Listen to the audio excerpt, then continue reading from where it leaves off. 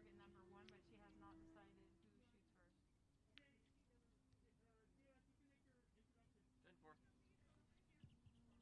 Good morning, everyone, and welcome to day 3 of the SoCal Showdown. This morning, competition will begin with the gold medal matches for the senior compound women. Oh, no. Put your scopes after we do introductions. Is that okay? After? Yeah, that way you can come to the line to introductions. Okay. Whatever works. Because you guys don't have coaches. And you don't have big screens. Right, guys?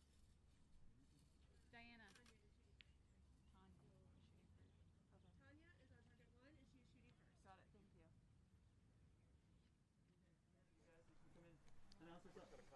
All right, welcome to Jimmy and Jack in the morning. Yeah, this is the 2020 SoCal Showdown here. We've been shooting the last few days here. This is the gold medal matches of the last weekend.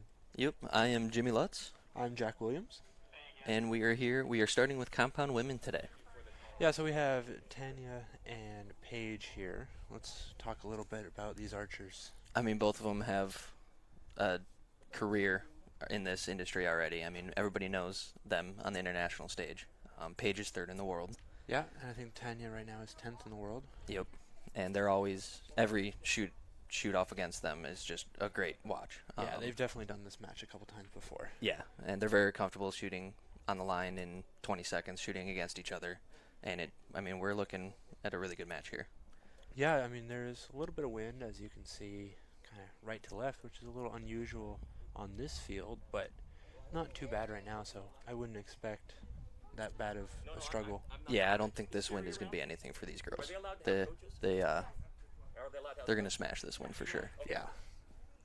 So, Paige just won the indoor national final last weekend. That was after a long NFAA tournament, and then U.S. Archery had their event right at the end. How was that? I know you shot that too. How was that competing in that way, and how does that affect all the other ways you compete? That whole week is a week of scoring arrows. It was really draining, but Paige is strong. She shoots a lot of arrows, and obviously she came out ahead in one of the last events. She is coming here with confidence, and that's why she's shooting the gold medal match today. Yeah, I know. I was at the indoor national final too, and it was definitely tricky for me to switch from indoor to outdoor so quickly, because after the whole pandemic, the international stuff all got canceled, and we were just focusing on outdoor and getting ready. How did you make that shift, especially because there were so many different types of disciplines? Yeah, I basically just wanted to stick with the same bow and just keep that feel of the same bow. I didn't want to move my peep or anything like that, just changed rests. And I mean, it definitely helped, but it was different getting back home after shooting 20 yards. Yeah. Going right into outdoors. So here you can see the two archers are coming out.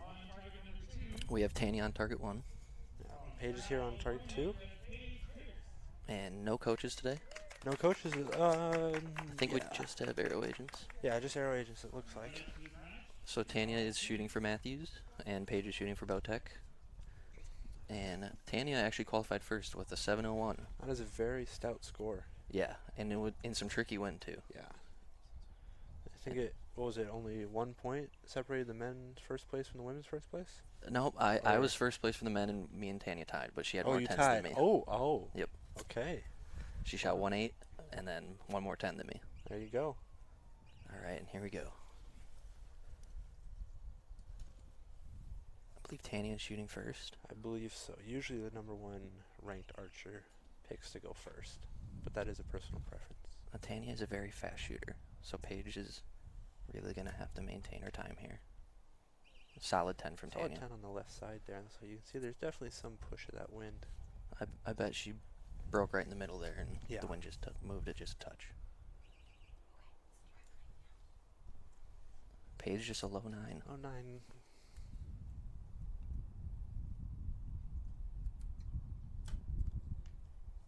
Looked like a good shot from Tanya there. Yeah, it broke Yeah, strong. She probably right in the just gave it middle. a little bit of correction, holding on that right side. So it only took Tanya 10 seconds to shoot that arrow. Yeah, there's definitely a little bit of, I don't want to say strategy to that, but you can definitely try to push your opponent in some cases and make them feel uncomfortable if you're such a quick shooter. Absolutely. And Paige matches Tanya's dead center arrow with one of her own. very good 30 from Tanya there. That's a nice way to start off this match.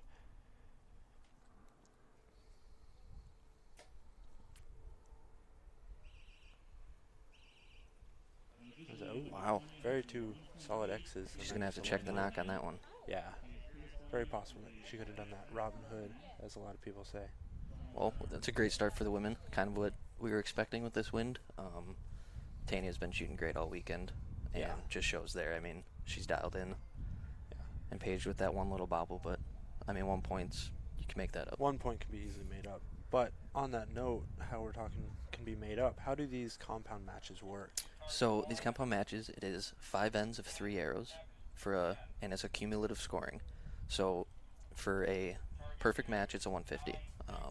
Now any arrow calls, we'll put up like a 9-star on the board, and the judge will make the final decision on that. But it's high score wins, and right now, I mean, this is world-class shooting right here, 30 to 29. Can't really ask for anything more than that. Yeah, both of these are internationally competitive archers, and they've probably actually done this exact match in multiple different countries. Oh, for sure. Yeah, they're very good friends, very comfortable shooting against each other. Yeah. So Wouldn't be surprised if you see a lot of smiles here, which you might be shocked to see in a gold medal match with everything on the line, but that's just who these people are. So Paige shot the lesser of the scores the first end, so she'll start us off. Looks like a great X. Her last 3 arrows have been right in the middle. She made that first correction, and she's pounding now in the middle.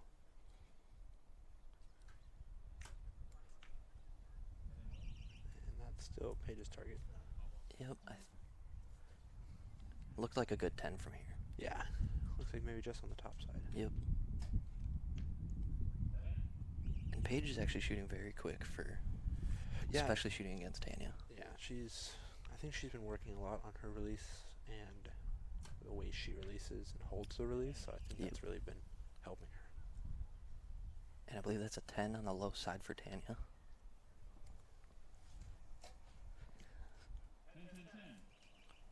It's great 30 from Paige there. That's a nice 30. Yep, there's Tanya's arrows.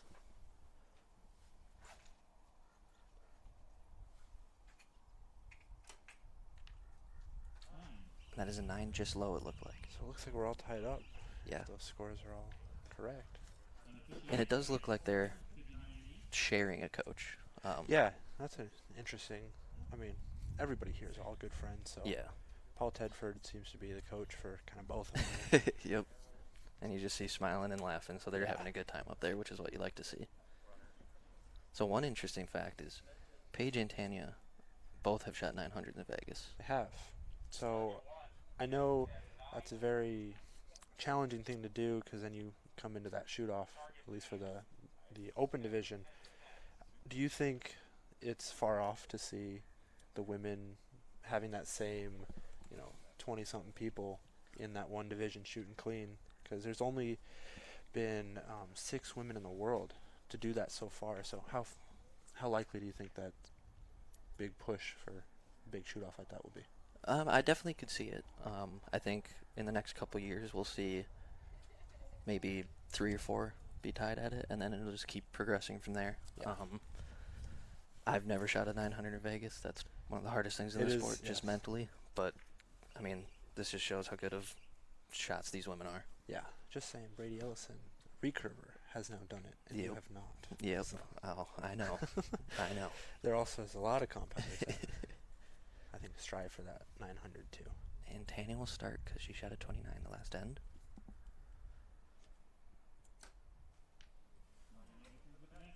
And that's a great X, yeah. She got her 0 back after that last end. Yeah. So both of these women just having that one dip, but everything else has been solid. There's a little bit longer of a hold from Paige, and right by that group. Right in that same group.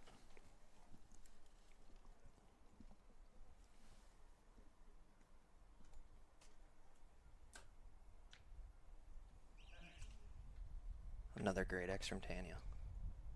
Man, these women can shoot. Yeah, they can definitely put them in the middle. And this will be definitely a high-scoring match, I think. Yeah. Great X from Beautiful Paige. X.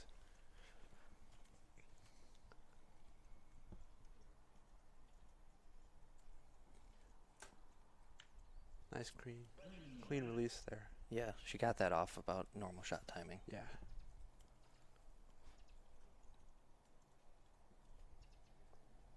So Paige has just recently made a switch from a wrist-mounted trigger to a thumb button.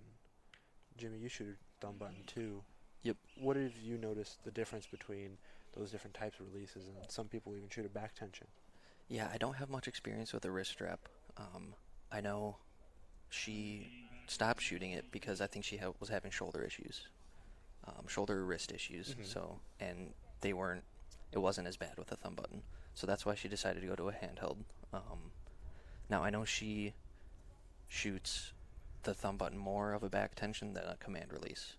She shoots it the correct way. Yeah. Unlike some other people. But Jimmy over here, I don't think shoots, as you would call, properly. yeah. But Tanya kind of does the same thing as Paige. She shoots a thumb button that's very back tension. I mean, there's not a lot of command you wrap or your punch. thumb around that peg and just pull, and then by the way you pull, it sets it off instead of squeezing a trigger. Yep. So going into the fourth end here, Tanya is now up 1 point. 3 X's for 3 Tanya. X's. Wow. We'll see if Paige can bring back another 30. Paige will be shooting first because she's down in the match. Yep. Paige is shooting way quicker than she usually does in matches, which I like. Yeah, That that means last she's shot feeling was good. a little long, but everything else has been about 10-second total shot. Yep.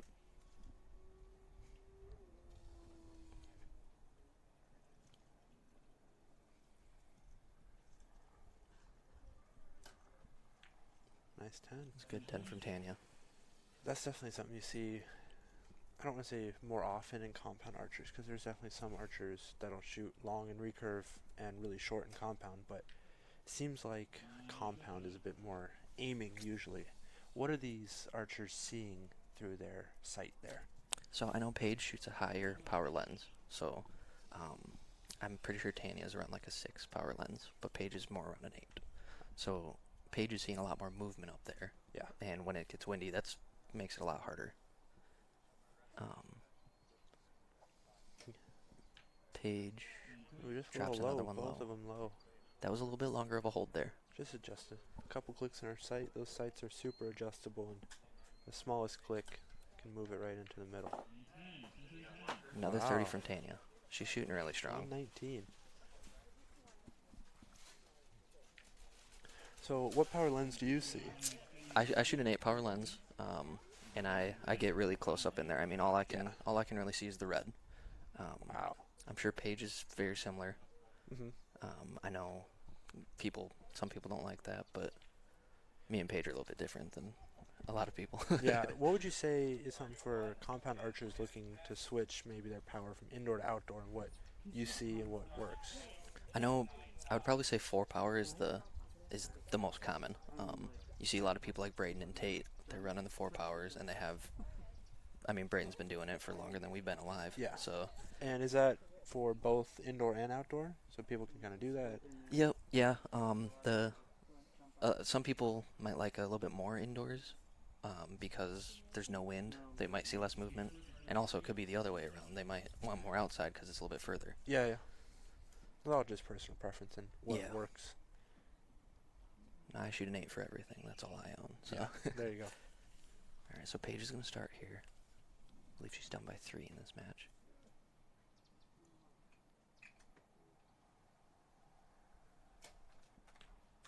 I think that's another low arrow. So Paige might just need to either keep a nice strong shot. That'll sometimes get it higher up, or you can always click the sight too. Yeah.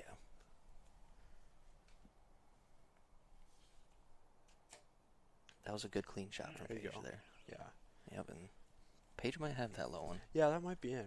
It's definitely going to pull the line and see if it gets it in. Another quick shot from Tanya. She's on a roll. Yeah. She's really dialed into the middle with this wind. And Yep. She has been all weekend. She was all last week, too. yeah.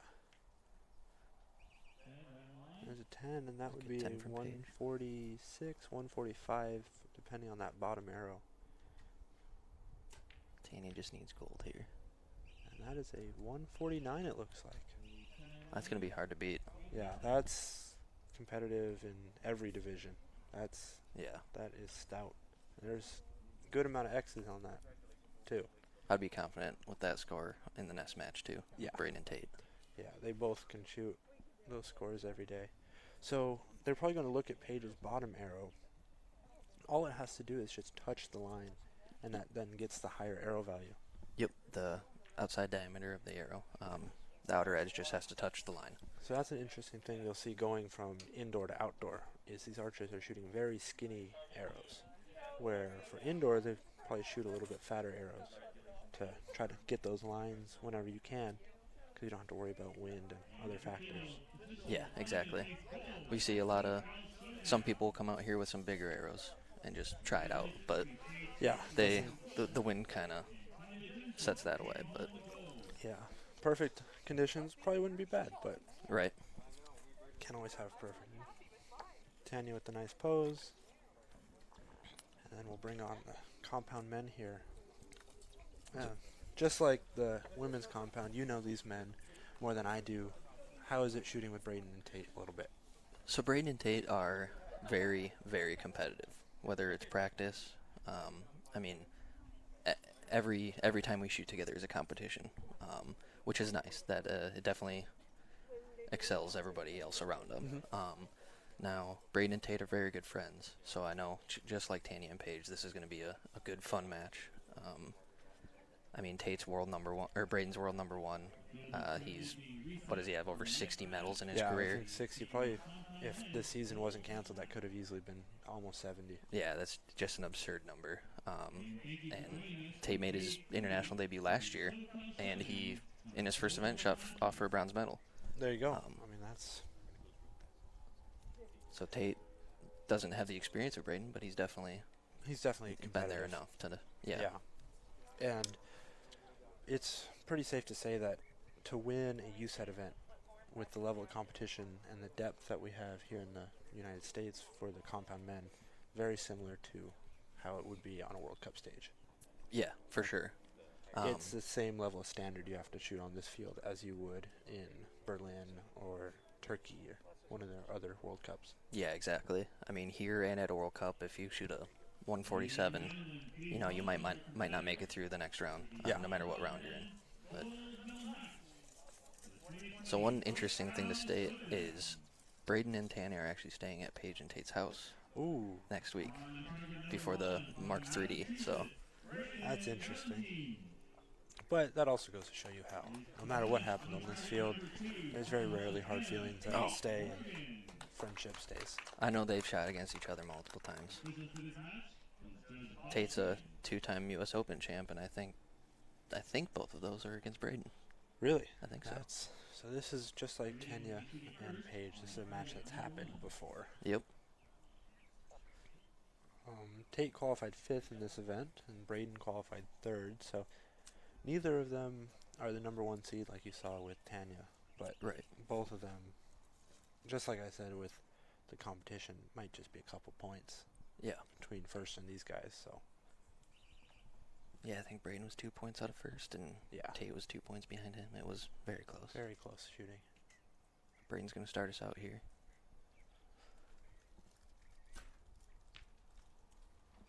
That is close on the left side. I'm going to say just off, but yeah. A lot of that could be the kick of the arrow too. If the arrow's kicking in the bail, it could actually touch the line. Yeah, definitely.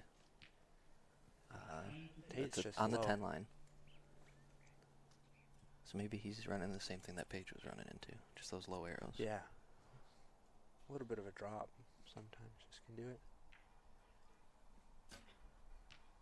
It's a good 10 from Braden. Braden's on the tall side. Yeah, you see Braden instantly goes and clicks it. Yep. He knows when a good arrow's shot. Yeah. He knows where it should be.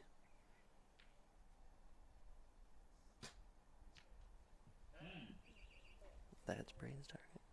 All right, Tate's back up. Bottom of the He's X. in the X. Still a little bit low, I think. We'll see if he keeps shooting low if he moves his sight too. There's an X. Yeah. He made the right clicks. Yeah. Braden knows exactly what he's doing. He's done this enough.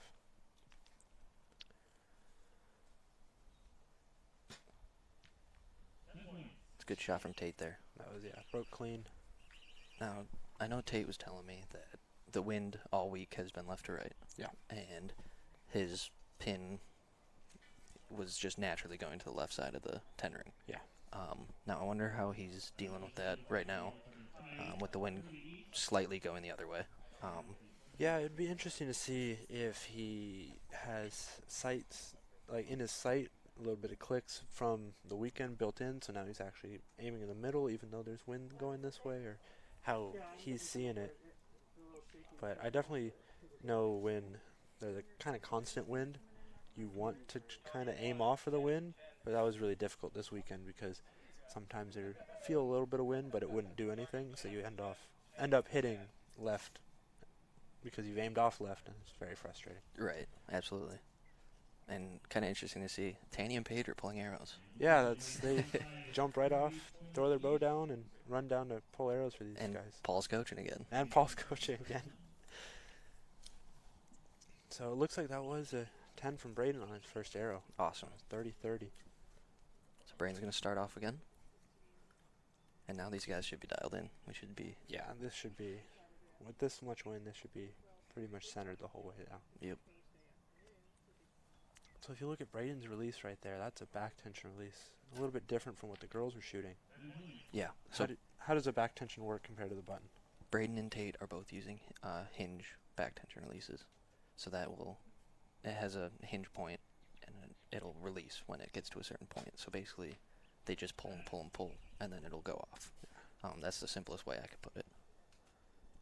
Braden's been shooting a hinge his whole career. Yeah. I know Tate has, for all that I know. Yeah. I think it's something that oh, there you go. Caught. Not prettiest shot, but if it's in, it's in. Yep. That's all that matters. Yeah.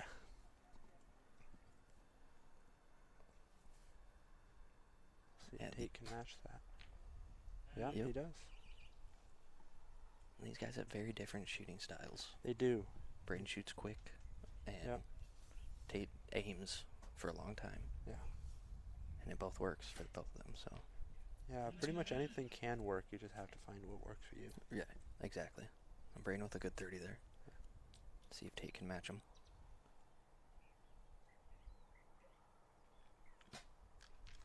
Yeah, there you go. Great shot from Tate. 60. Well, this is kind of how I was hoping it would turn out. Braden and Tate are joking with each other on the line. Yeah. That friendship coming through.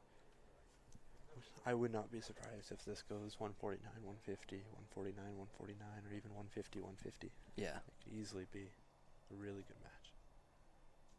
Yeah, absolutely. I agree with you on that. So Braden actually shot a perfect 600 this year indoors. Yeah, so I think there's only been a couple guys in the world to do that, and now he's one of them. That's very impressive. I think just Mike Schlosser and Stefan Hansen, so that's a pretty good group of guys to be up there Yeah, with. I mean, those are Mikey, Mr. Perfect. He was the first one to do it. Stefan did it shortly after, and now Braden a couple years after Mikey did it. Shows you just how hard it is and what Braden's done.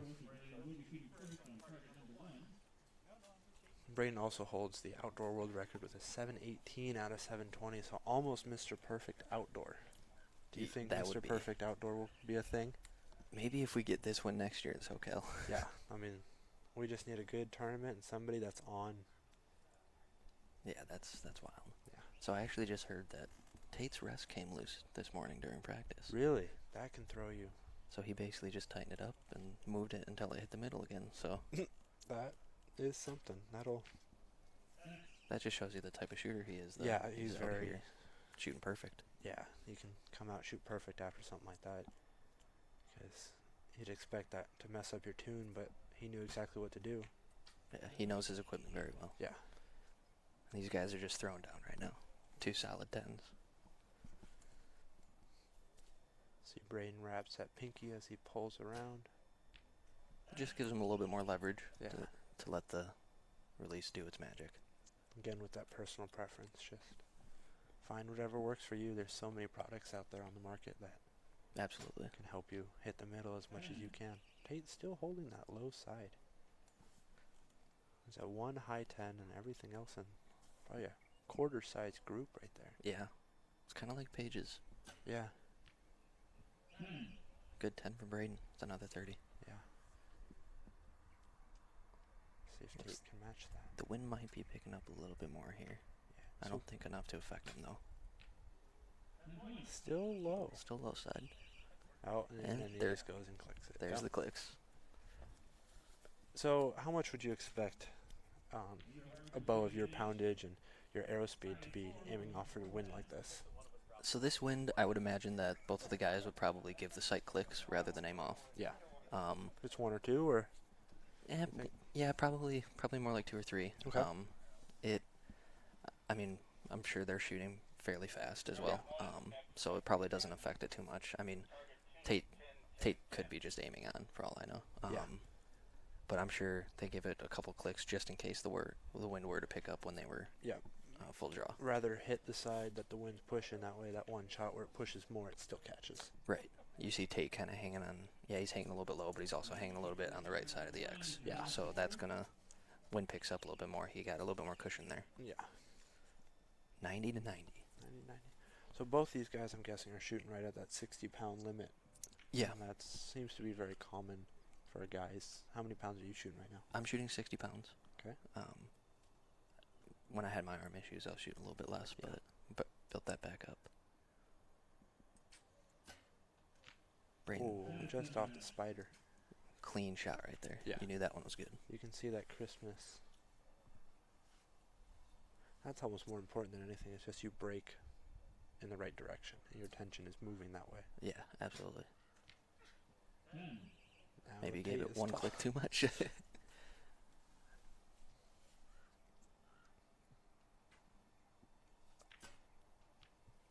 It's good X from Braden. Yeah. That is one thing that I do like about compound is you can see immediately if it's a good or a bad shot. Yeah. Just by their body language. Yeah. Ooh, dropped it low. Just out of the 10 ring. Well, that looked like a good shot from Tate, but just a little Yeah. bit low.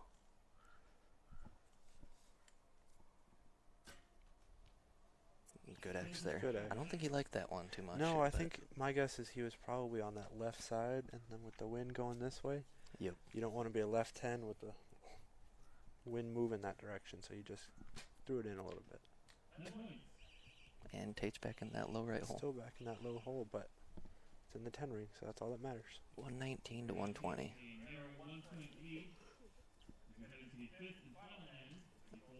Wish I was keeping track of X's. We could see how close Braden was to a world record here.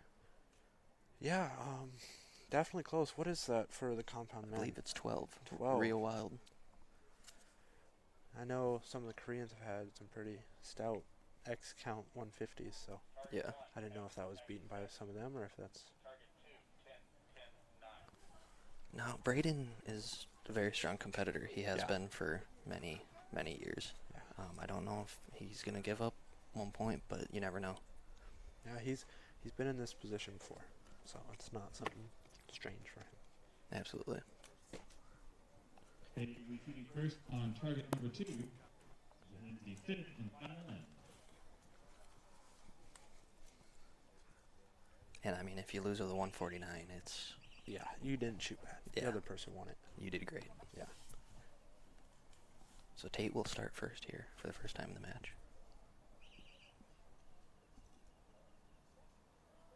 So I mentioned the Koreans a little bit. In my division, the Recurve division, they're dominant. How is that coming up in your guys' division? So, we saw a Korean actually take third at World Championships this year. Yeah. So, they're definitely shooting. I mean, I'm still kind of new to this sport, but 10. So actually looking at 1, 2, 3, 4 now that are outside of the X off the eye. So okay. I think you would have had to clean it to tie the world record. So That would have been pretty cool to see. yeah, 9 points. probably And just broke right there. He didn't like where that broke.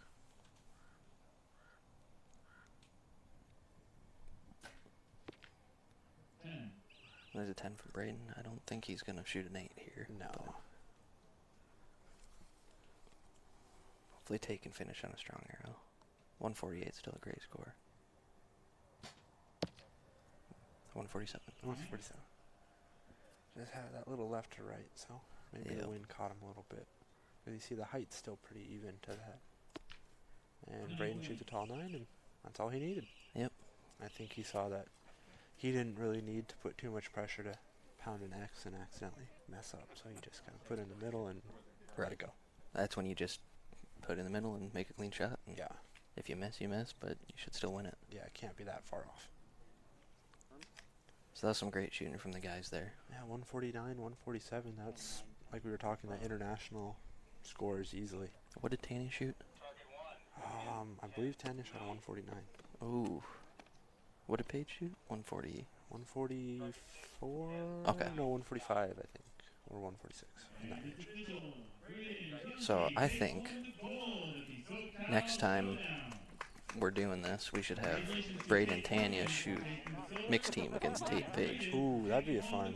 I don't know how many people know this at home, but Braden and Tanya are dating, and then same with Tate and Paige. Yes. So this was the battle of the couples here today. Yeah, and it looks like. Oh, hi, Mom. There. So it looks like Braden and Tanya both coming home to victory. Yep. Then they've been shooting good all week. Yeah. They've been actually shooting good all last 2 weeks, coming off of the NFA event and everything. So. Yeah, what is this? Their third couples win in the past 2 weeks? Second, third, something like Second that? or third, yeah. They're definitely a power couple. I think they can also bounce off each other. Training that way and really pushing each other really helps. Absolutely, yeah. I know you have Danielle. How does that help you? Really? It keeps me focused when I'm able to practice with her. Not many people around me are shoot archery, shoot indoor, stuff like that. So when Danielle was here, it was great competition. I was able to push her as well, make her better. So it was great. Yeah, Jimmy's girlfriend is an international archer from South Africa, and she's been on the world stage a couple times too. Yeah, she won a gold medal in Turkey when I won my first gold medal. So, but yeah, this COVID stuff kind of put a damper on a lot of stuff. Yeah. So she's stuck over there, and I'm stuck over here. But better be safe than sorry. And yeah, it's just better to stay here and keep practicing on your own for now. But definitely helps having that person you can bounce off of. All right, we got women's recurve. So We've heard of these names. Yeah, we have Mackenzie Brown and Casey Caulfield. Mackenzie is the women's Olympian from Rio, and Casey is now the up-and-comer. She's only 16 from Lancaster, and she just won the indoor finals similar to how Paige did. And so Casey has been practicing a lot lately, really improving and coming up through the ranks. Oh yeah, it's been really cool to see. Casey won a gold medal in the mixed team and women's team at the Pan Am Games. Yeah, I think she had the most medals out of all the archers that were there, as far as, because she, I think, had a team medal, an individual medal, and a mixed team medal. That's impressive with Brady being there, you being there. Yeah, it was definitely impressive to see that. It was kind of fun to see her walking around with all that weight around her. It's definitely cool. And being so young, that's pretty awesome. Yeah. And then Mackenzie and Casey Mackenzie has been the #1 archer in the U.S. for many years, and now Casey has just taken that a little bit. So it's always a this good match battle this match should shoot. be good. 1 and 2. It's always good to see. Yeah. So Jack, why don't you tell us a little bit about how this recurve match will work? So unlike the compound match where it was 5 ends of 3 arrows, 15 arrows score, and then 150 is the max score, and however you score against that cumulative, this is what's called set system. And the set system, if you win that end, you get 2 points, and if you tie with your opponent, you get 1 point. And it's a first to 6. And you can have a 6-0 match and be done in 3 arrows, or you can have a 5-5 and have a shoot-off. So definitely a little bit more oriented towards a throwing, like one person might shoot a good end, then a bad end, and another good end. So it kind of makes up for that. And where set system, cumulative score, you have to be perfect for all 15 arrows. Yeah. So we'll see how this goes.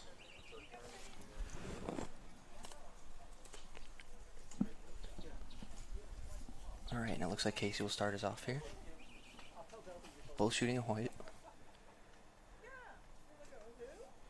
Both shooting Hoyt bow, X10 arrows, XL sight.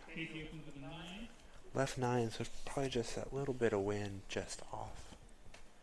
So we also shoot 20 meters further from compound on a slightly bigger target face. So it actually ends up being kind of a similar look because it's a smaller target closer, so it ends up being similar. But Yeah. nice 10. Casey nice started off correction. strong. Yeah. See, both of them perfect height, so you can tell that good shots she's making there. Yep. Mackenzie matches Matches that. it. It's going to be a good battle. Yeah. We've probably seen this a lot of times too. Yeah, this one has happened quite a few times. Just tall.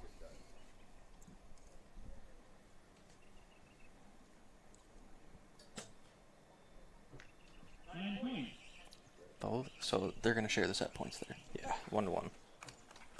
Now, I'm not a recurve guy, but that seems pretty dang good. 28s are definitely good. I mean, it's getting more internationally where 28s are maybe not the greatest score, but it's definitely 28s and 29s are good scores for to be able to come out here and do. So a little bit different from compound where you're expecting a 30, but Yeah. this is great shooting coming on here. I know I tried a recurve last year. You did. in You SoCal. tried my recurve. That was Pretty sure I put 4 arrows in the dirt. yeah. It's a little bit harder. Yep. It's a lot more of a form sport and a technique based where compound is more execution and aiming. Yeah, definitely. It was definitely a workout as well. Yeah. So compounds, most of the guys I would guess are shooting 60 pounds. Yep. The women are probably shooting low to mid 50s. Yep. And they also have let off. So after you draw back the bow, it lets off, and then you're holding a percentage of whatever weight you are. Yep.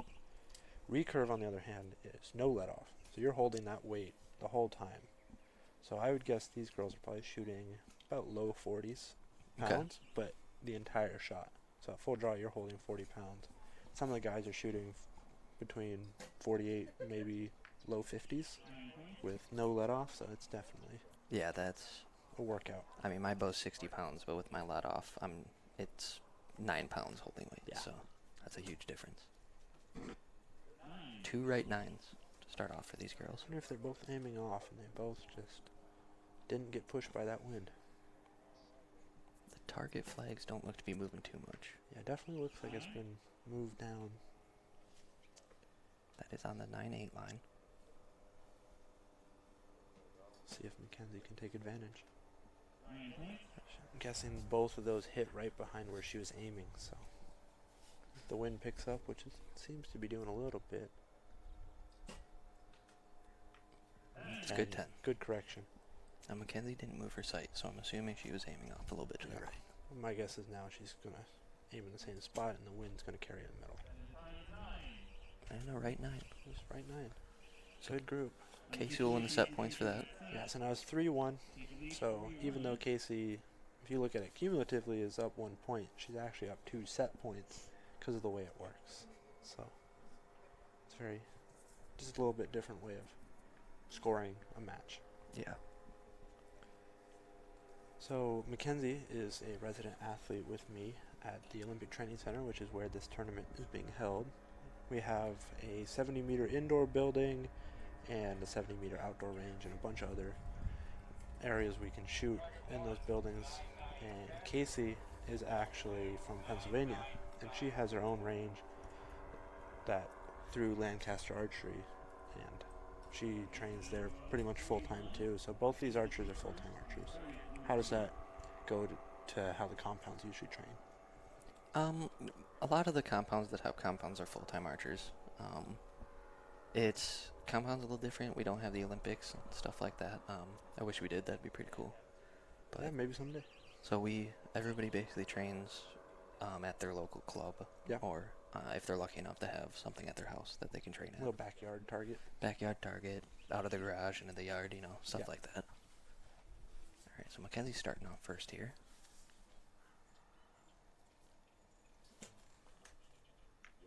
There Nice she is. Yeah, made that correction. Yep.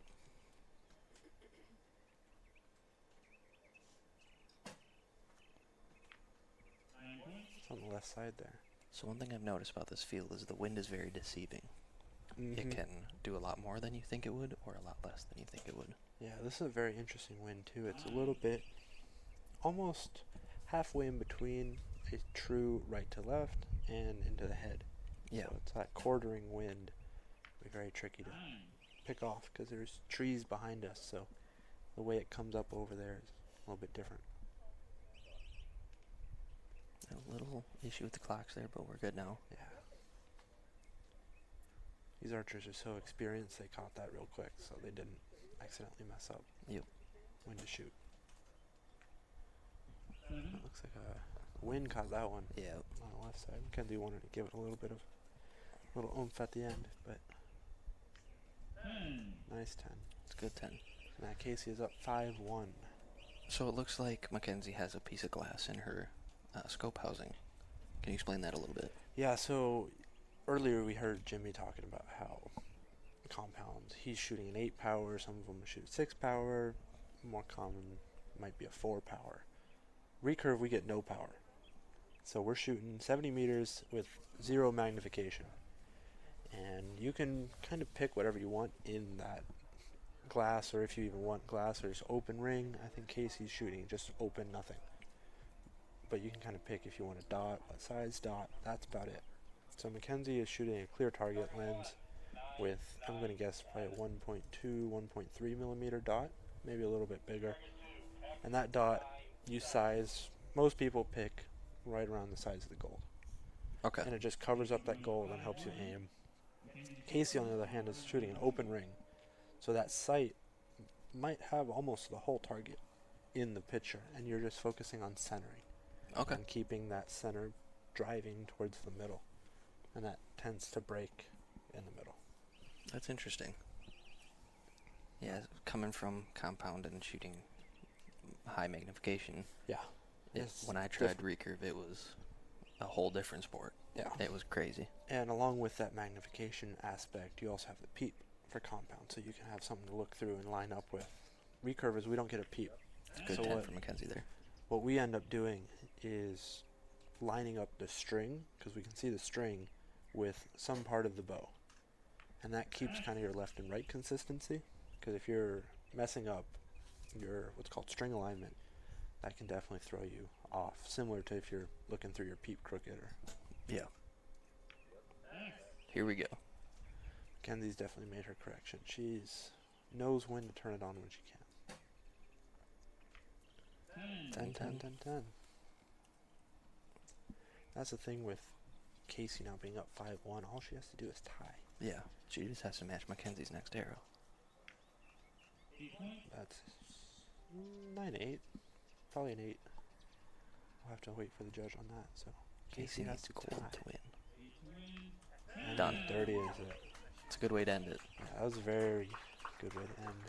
They both made good corrections. And She gets a hug from her dad, Mr. Rob Caulfield. yeah, Rob Caulfield, the coach / dad over here. Coach / dad. We've all got one of those. Oh yeah. And who's Mackenzie's coach? Is it Chris Chris Webster. Okay. Yeah, Chris Webster is now the assistant head coach at the Olympic Training Center here with us. So he's been a great asset, I should say, to have as another person to bounce ideas around with and really focus on your form and what works. Because it's one thing to shoot a form, and then one thing to shoot a form that works good for you. Definitely. You can try all these different things, but if it's not working for you, it still won't work. Definitely. And he's been really good aspect, along with Coach Lee here, to come out with what works the best for everybody here. I think that is one great thing about archery is you look at Brady and yourself, you don't look, the form isn't, there's not a lot of similarities, you know? Yeah, I mean, you look at, and that tends to be, there's something in the recurve world. There's a couple different ways of shooting. There's NTS, which is the way we push here in the U.S., and that's Coach Lee's method. Uses a lot of mechanics and back tension and pulling, using your scapula muscle and really driving that tension around. And then there's a push-pull method, which is what you see more in Korea, and archers that want to follow that path. And they both work. I mean, the Koreans are very dominant, but the Americans can also be very dominant. So Yeah, definitely. it's kind of whatever works. You just got to find that magic thing. Yeah, I'd say for compound, most people would know the push-pull method. Yeah, that's probably more similar, keeping that, bow arms straight, pulling against your back wall constantly, and keeping that boop right towards the middle. That's very similar to how that push-pull works, but NTS uses a little bit more holding is the biggest part of that, and really not so much aiming because still focusing on the form, but there's definitely that aiming aspect in there instead of just focus and go. So we've got the battle of the youngsters now. Yeah, these two guys coming up in the recurve men, they're both 18. Trenton Cowles, he's a 2018 Youth Olympic champion. That's a big deal. Yeah, he was the representative that we sent for the Youth Olympics. We picked one guy and one girl, and he went out there and won it. And that was very that's impressive. awesome. Yeah, he's actually won SoCal here as a junior 2 years ago, as a senior last year. So I think he's here to do that again. He's ranked third in the U.S. now after competing as a senior. He's a fellow member on the World Cup team with Brady, me, so he's ready to be there. And then Joseph Scarborough, I'm not too familiar with Joseph. Joseph is a little bit of a newer guy on the field. He hasn't done much international senior level competitions. He's done some field international tournaments, so he's had that travel experience there, but a little bit different level.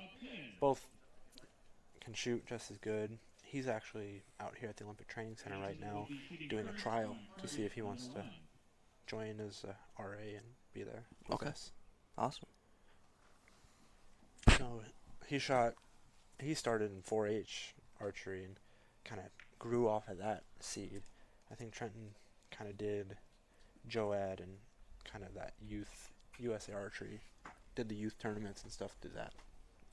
That's awesome. The two different ways that they both came up and now Yeah. they're shooting against each other in the same field. The interesting thing here is Trenton is left-handed, just similar to Casey. Yeah, they're both back-to-back, just like Casey and Mackenzie were. Yeah.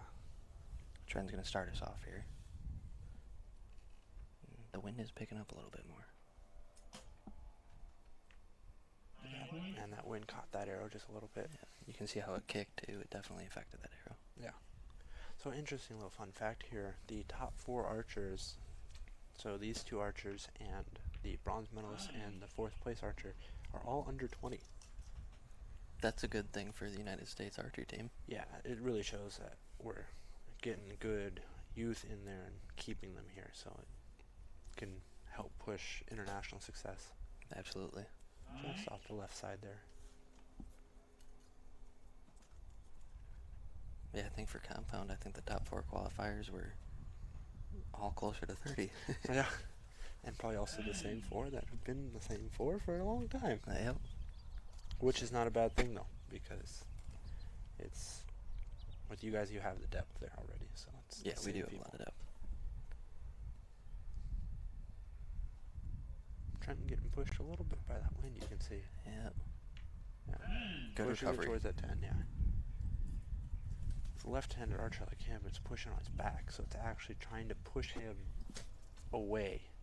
So he's having to keep that tension going forward. Joseph, great good. group on the left side. Yeah, great group. You see the wind probably just moving them a little bit there. Yep. So would you rather have wind pushing from your back or to your front? As far as technique goes, pushing on the front makes it a little bit easier because for a recurver, you can probably notice there's been a click right before they shoot. So they have a clicker. They don't have a back wall like a compound does. They have a clicker that tells them when they're at the same draw length. Because if you draw it further back, there's more power behind the bow, so it'll end up going higher. So that click tells you right when you're there and tells you when to release.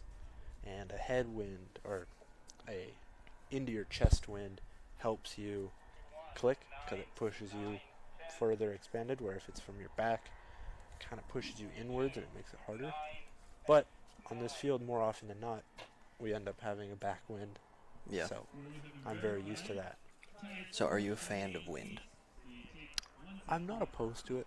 I mean, it's definitely something you have to learn. You have to Yes. learn how to really master judging it. You know, you have to be able to look at a flag and be like, okay, this is where I should aim. Yeah. And that's a hard skill to teach, as well as making a good shot in the wind. Yeah, absolutely. Yeah, I So feel like they there's both tied, so they're 1-1, so it goes back to Trenton shooting first. Yep. What were you saying? I feel like there's two sides to wind. You either hate it or you love it. Yeah. I'm one of those archers that loves the wind. Just under it.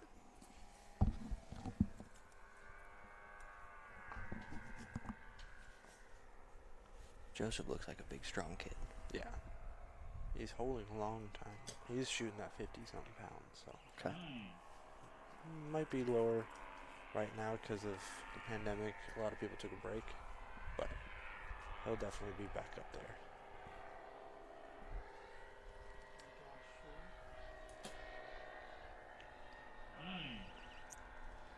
Solid 9. He just needs to give those couple clicks that Tate needed to put in it. Yeah.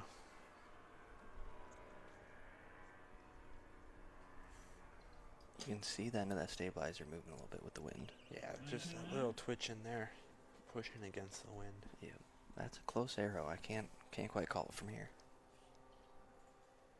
So yeah, you mentioned the stabilizers. All these archers on the field have had really long stabilizers, one on the front, and then some of them 2 on the back, some of them just 1 on the back, as seen in the compound division. How do you balance your bow? Basically, I just put my hand in the grip and then I'll add weight, just so it doesn't either tip forward or tip backwards.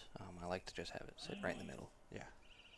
So with recurvers, a lot of recurvers will actually have it tip forward a bit more, and you can see their follow through. The bow actually jumps forward and down a little bit, just the way to balance out that lack of holding weight.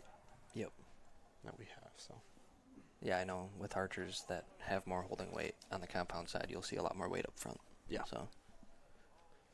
And somebody like me that only has 8 pounds of holding weight, I only have a couple ounces up front. So. Yeah, you want it to just sit in the middle and stay there. Yep. Instead of having that push, that tension pulling down and keeping you in the middle. Yeah, I'd say that's probably one of the biggest differences between recurve and compound. Recurve is such a physical sport. Yeah. Compound is, for most, a little bit more relaxed. And A little bit more relaxed, but a lot more mental. yeah, Because there is that perfection that's expected. that is true. Where at recurve, it's like you just go out, make your good shot, and most of the time you're expecting a good score, and you're expecting it to hit a 10, but there is a little bit less of that. Yeah. 150, 149, 149, 148. So both these archers have tied the last 2 ends. So they're 2-2. So Trenton will shoot first again. The wind seems like it died down a little bit. We'll see if they have any corrections in their sight, if they go right. Yeah. Yep. My guess is Trenton has some clicks in his sight, like you were mentioning before, so then when that wind dies, it kind of shows you where your sight actually is.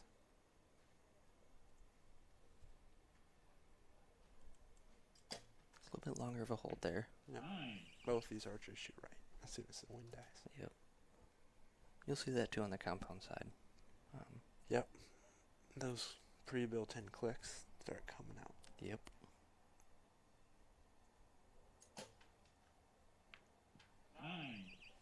So they're both getting a little bit longer holds. Yep. Do you think that's a little bit of fatigue or just... I would guess for these guys it's a little bit of nerves. Okay. Because while they've both had some experience, it's definitely a little bit different when you're on this field and there's a lot of money on the line. And Absolutely. This is, for many people, this is their livelihood. So it's that pressure. You can see he's moving a lot. Yep. He swung it in there. Yep. Threw it in the yellow. yeah, I would guess it's a little bit of nerves, and I don't think anybody on this field doesn't have nerves. Yeah, It's how for you sure. manage them. So Joseph needs a 10 here to take the set. Just off, Just tied off. 27s again. Well, I will say all 4 matches have been very good matches. Yes, they have been. Nobody's had like really bad shooting. It's been good shooting from everybody here. Yeah, everybody's held their own under pressure. Every end possible and have a shoot off, right? So yeah, we're here and maybe talking shoot off coming up. 3-3 is very common to see a shoot off because one person can win one set, and the next person wins the other set, and there's 5-5 instantly. Yeah, so a shoot off, 1 arrow close to the middle. So for compound division, it's each archer shoots, XX is a reshoot. Yep. And then in recurve division, 10-10 is a reshoot. And then the second arrow is closest to the middle. Okay. We kind of did that because it's a more recent rule, I think, in the last couple of years. We did that because it's very common to make a really good shot and it not be a 10. Mm-hmm. So there is, to some degree, a little bit of, like, chance. Yep. So, you know, to shoot a dead center, you can't really say you made a great shot and that's where I put it. Kind of like, if it's in the 10, it's a good shot. Yeah. So we were kind of like 10-10, let's make that a reshoot, because both archers made good shots. I mean, there's so many more variables with the recurve. Yeah. Usually when I let go of my compound, I know where the arrow's going to go. Yeah. It's not always the case with a recurve. Yeah, which is why you guys did it for the XX Yep. reshoot. That was a good, strong shot there. And he was joking around before this end and said, I can't find a 10. And So there it is.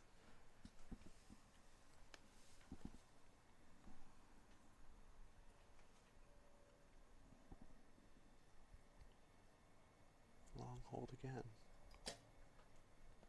he let it go with 4 seconds. Still a good arrow.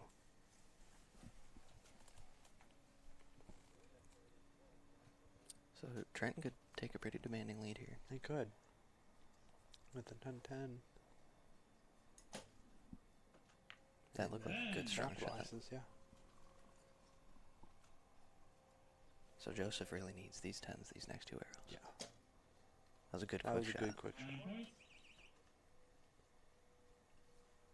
Just high, kind of what you would assume from a really quick shot. Yeah, at least on a the quick compound. shot with a little bit more oomph behind it tends to go high. Yep.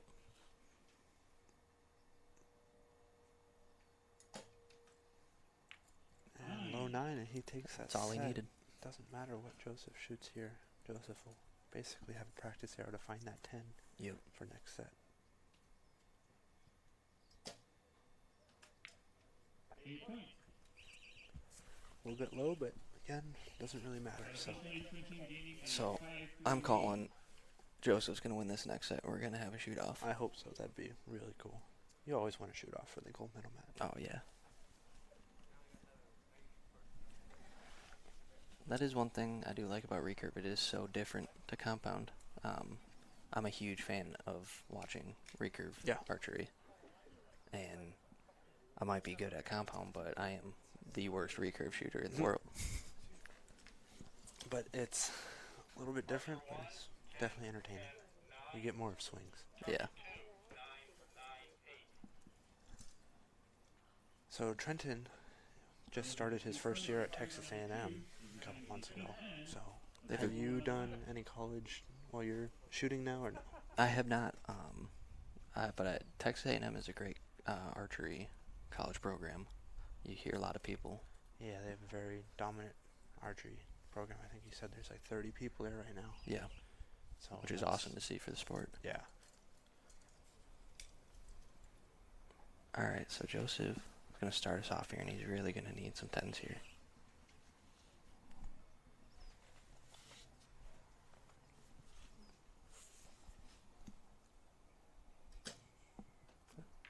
It's a good shot. Yeah. It's a nice, quick shot. Yeah.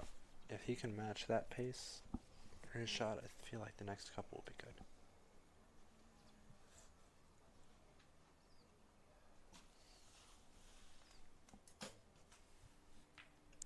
Matches the 10. Trenton's really gotten his shot down the last 2 ends here. Oh, another quick shot. Yep. That's what you He's like to found see. his rhythm. Now he's putting that pressure on Trenton. Yeah.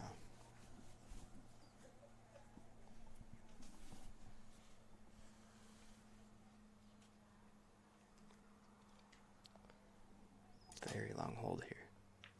Just out. So a 10 here will seal the deal for a shoot-off. We'll see what can be done for that.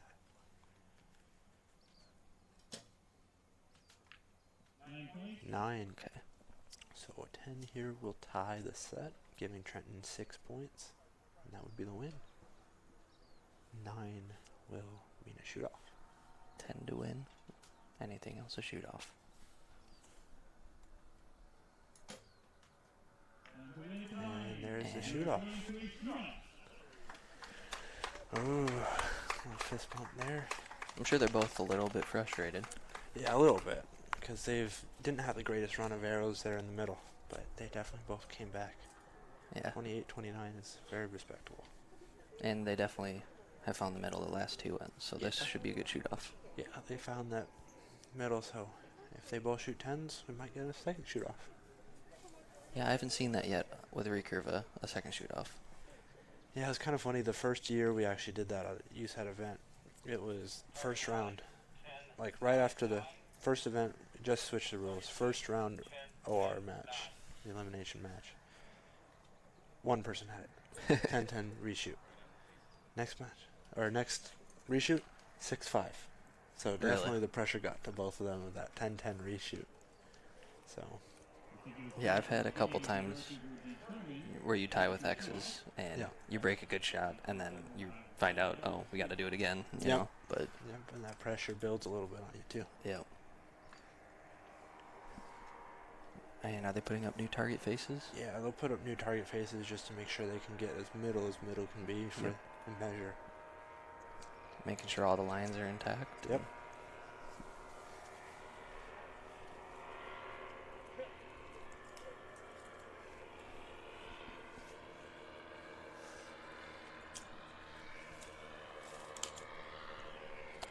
Well, both these archers put their bow down and they're just kind of trying to stay focused a little bit.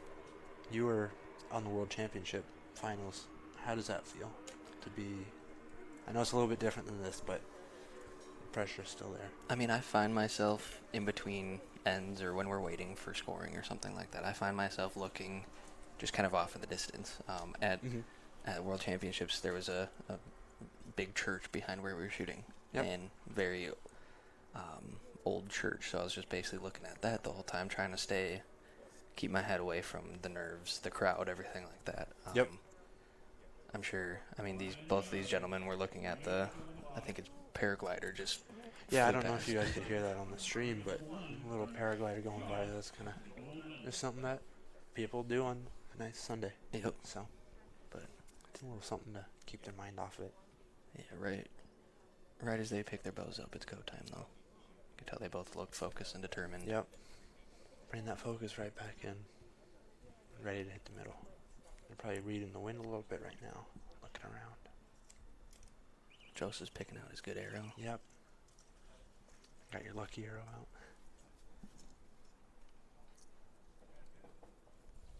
All right, so Trent, Believe look at the Trenton stars. will shoot first, yes. Now, is that a benefit in a shoot off to start first? It actually depends on the shooter. Some shooters like to be kind of the first shooter so then they can apply that pressure. But some shooters actually like to be the second because it left 9. We like to say that would be like a 9.2, 9.1 when it comes to shoot offs. Okay. Because definitely room to be beat there.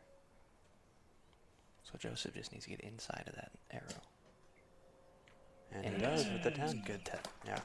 So what I was saying is some people actually like to shoot second because they feel like they perform better under the pressure, and Joseph obviously did with that 10. So Yeah. So Joseph Scarborough wins the SoCal Showdown.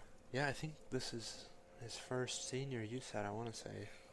He finished second at Target Nationals, and he's actually in the Olympic trials with us. He's now 5th.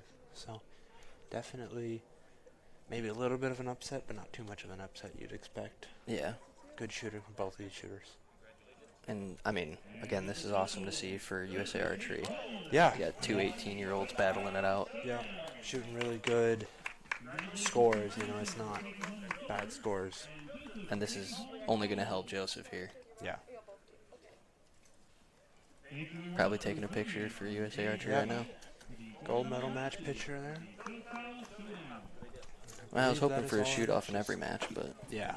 It would have been fun. yeah, You always- that's a little bit too much to ask for, though. I love to see that 150 shoot off. So. Alrighty, well, that is Jack and Jimmy on the Jack and Jimmy show. Yeah, here at the SoCal Showdown. Yeah, thank you guys for watching. Yeah. See you guys.